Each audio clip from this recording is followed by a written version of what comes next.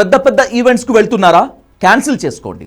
మీ ఇంట్లో ఫంక్షన్ అయితే భారీగా చేసుకోకండి, ఎక్కువ మందిని పిలవకండి, లిమిటెడ్గా చేసుకోండి. టూర్లు, పిక్నిక్ అంటూ పిల్లలను పంపిస్తున్నారా? పంపకపోవటమే బెటర్. ఎందుకంటే వార్ బెల్స్తో పాటు డేంజర్ బెల్స్ కూడా మోగుతున్నాయి. వింటున్నారా? సిచ్యువేషన్ సెన్సిటివ్గా మారిపోతోంది. ప్రతిరోజు టెన్షన్ పడాల్సిన పరిస్థితి వస్తోంది. ఉగ్రదాడుల వల్ల ఈ పరిస్థితి వచ్చింది. భారత్ ఉగ్రవాదాన్ని ఏరివేయక తప్పని పరిస్థితి. దాన్ని పోషిస్తున్న పాకిస్తాన్ మీద విరుచుకుపడక తప్పదు. అయితే అది ఎలా చేస్తారు ఏంటనేటువంటిది ఇంకా చెప్పటం లేదు. పాకిస్తాన్కు అందే వాటన్నింటినీ అయితే కట్ చేసేస్తున్నారు. సింధు జలాలతో పాటు ఇతర విషయాల్లోనూ ఆంక్షలు విధించారు. కానీ పాకిస్తాన్ దీనికి నెగటివ్గానే స్పందిస్తోంది. ఉగ్రవాది హఫీజ్ సయీద్ అయితే సింధు జలాలు ఆపితే నెత్తురు పారిస్తామంటూ హెచ్చరించాడు. అంటే ఏం చేస్తాడు, ఏం చేయగలడు? ఇదే డిస్కషన్ ఇప్పుడు మొదలైంది. कि पाकिस्तान का पानी रोकेंगे, कश्मीर के अंदर डैम बना के तुम पाकिस्तान के पानी को रोकोगे, पाकिस्तान की ज़राअत सनत का खात्मा करके, पाकिस्तान की मईशत तबाह करके, सी पैक के मंसूबे नाकाम करने के लिए तू बढ़ के मारेगा और तू चाहेगा हम चुप रहे।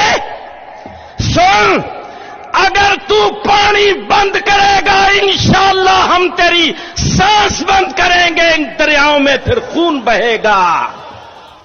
భారత్ సీరియస్గా అన్ని చకచకా చేసుకుంటూ పోతోంది. మరోవైపు పాక్ అలాగే ఉగ్రవాదులు కూడా రెచ్చగొడుతున్నారు. దీంతో భారత్ సరిహద్దుల్లో పాక్ ఆక్రమిత కశ్మీర్పై దాడికి సన్నద్ధమవుతుందనే వార్తలు వస్తున్నా, మరోవైపు ఉగ్రవాదులు భారత్లో మరిన్ని దాడులు ఏమైనా చేస్తారా అనే సందేహం పట్టి పీడుస్తోంది. ఎందుకంటే ఉగ్రవాదులు పాక్ నుంచి చొరబట్టం ఒక రకం, కానీ ఆల్రెడీ ఇక్కడే ఉన్న వారిని ఉగ్రవాదులుగా చాలా మందిని మార్చేశారనేటువంటిది అందరికీ తెలిసిందే. ఇప్పుడు అలాంటి వాళ్ళు ఎక్కడ ఎంతమంది ఉన్నారు, వారిని గుర్తించడం ఎలా? ఇప్పుడు వాళ్ళు పాకిస్తాన్ నుంచి వచ్చిన డైరెక్షన్ ప్రకారం యాక్షన్ ప్లాన్కు దిగితే మన పరిస్థితి ఏంటి?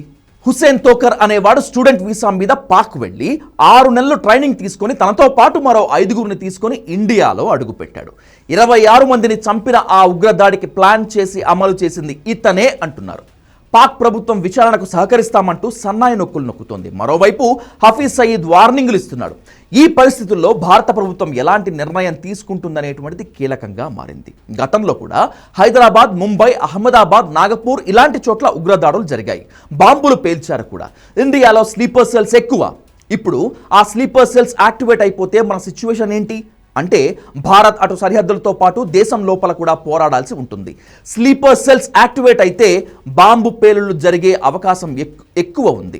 ఎప్పుడు ఎక్కడి నుంచి విరుచుకుపడతారో తెలియదు. మరోవైపు సింధు జలాలు ఆగిపోవటం వల్ల పాక్ ప్రజలకు తీవ్రమైన నష్టం జరుగుతోంది. నీళ్లు దొరక్క అల్లాడిపోయే పరిస్థితి వస్తోంది. అదే జరిగితే పాక్లో ఉన్న సంప్రదాయవాదులు చెలరేగిపోతారు. ఇండియాపై దాడులు జరపాలని పట్టుబడతారు. అప్పుడు ఉగ్రవాదులు స్లీపర్ సెల్స్ని యాక్టివేట్ చేస్తారు.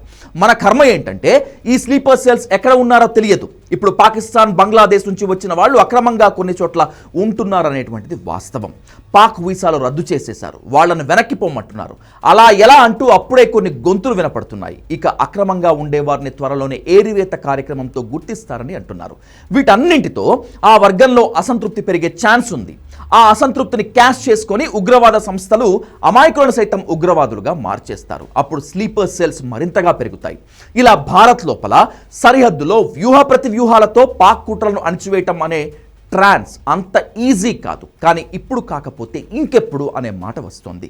ఇప్పటికైనా ముందుకు కదిలి ఉగ్రవాదుల ఆనవాళ్లను గుర్తించి ఏరిపారేయాలనే డిమాండ్ ఇప్పుడు వస్తోంది.